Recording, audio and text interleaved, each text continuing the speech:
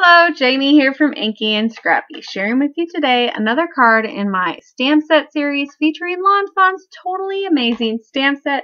This is number 2 of 5. Yes, 5, not 4, because somebody can't count. I am starting with the Totally Amazing stamp set, my color guide, and all of my images that have already been colored and then cut with my brother Scan and Cut. And I pre-cut my pieces for this one. I kind of was focusing on the sentiment for this one. I know it's surprising, Jaime never does the sentiment first, but I thought of the sentiment because, you know, I think of them as frogs, not toads. And so when this sentiment popped into my head, I had to get it onto a card. And of course, it was Father's Day, so that's where it ended up. But it could very well be a birthday card or Mother's Day or I don't know, whatever other thing could be Froggin' amazing. So I die cut. My circle there is about a 4-inch circle. I think it's a little under the 4-inch, but it might be a 4-inch one. And then using one of those grounding elements from MFT for my little pond there. I am going to end up dulling down my pond there. I had cut it from a piece of scrap cardstock, and I thought it was just a little too bold or bright, probably bright, and I needed to dull it down a little bit to go with my colors. I think it was just too bright for my other color option, and so I dulled it down just a little bit, and I liked that look way better than the other. I just used what was left on my blending brush from doing the clouds. The cloud stencil was from MFT as well. And then I'm just going to add my frog. So I did fussy cut a little bit on the bottom. The big frog, I fussy cut around his front little feet there because then I could wiggle his toes in front of the log so it looks like he's sitting on top of it. And then the little frogs are sitting next to him. And then I'm going to come in with some Rustic Wilderness Distress Oxide to do some shading on those cattails. I actually cut the cattails from a piece of green cardstock. I want to say it's Clover Meadow, which is no longer available from Close to My Heart, but a Kelly style green, I guess you could say.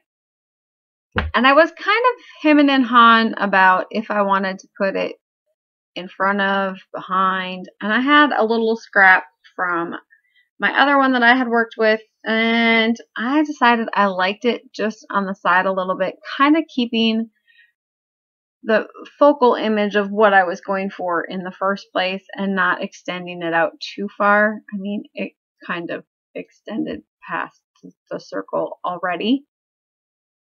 So I will add those brown cattail tops, and then I'm just going to glue that behind my little pond here, and then I will trim off so it's behind the pond and not in front. And then I will do the same thing for the other side here.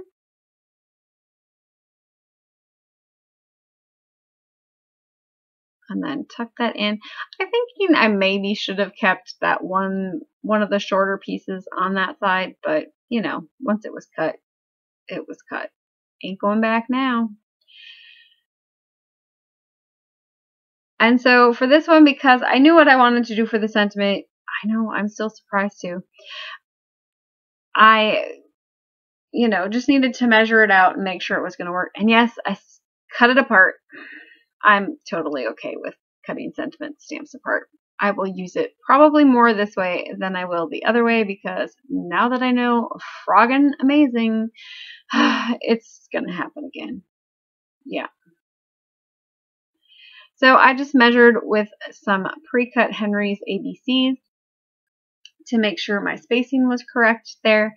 And then I'm going to take this whole little focal panel, I guess you could call it, focal circle shape, and put that on a A2 card base. A2 card base is 4 1/4 by 5 1/2.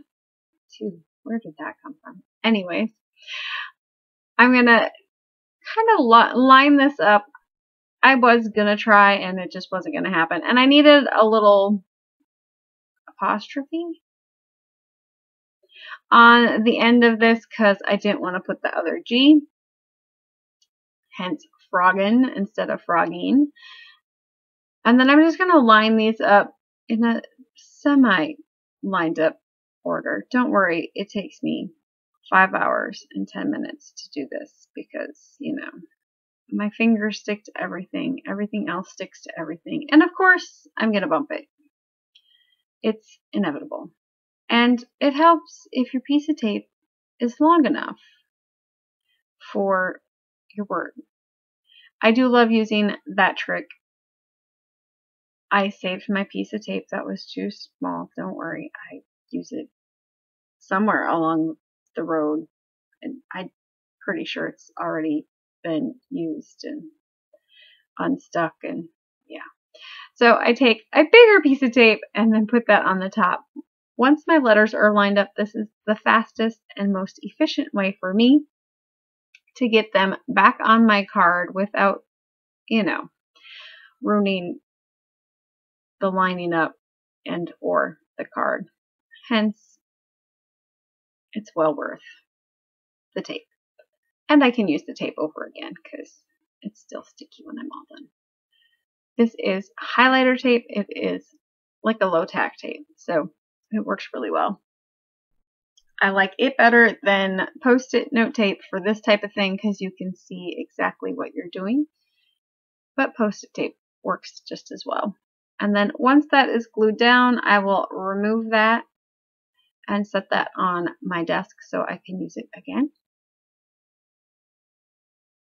And then, of course, we need to add one of those little dragonflies in there. Because without the dragonfly, I didn't know where I could put glitter, and I had to put glitter. And of course, frog eyes mean glossy accents.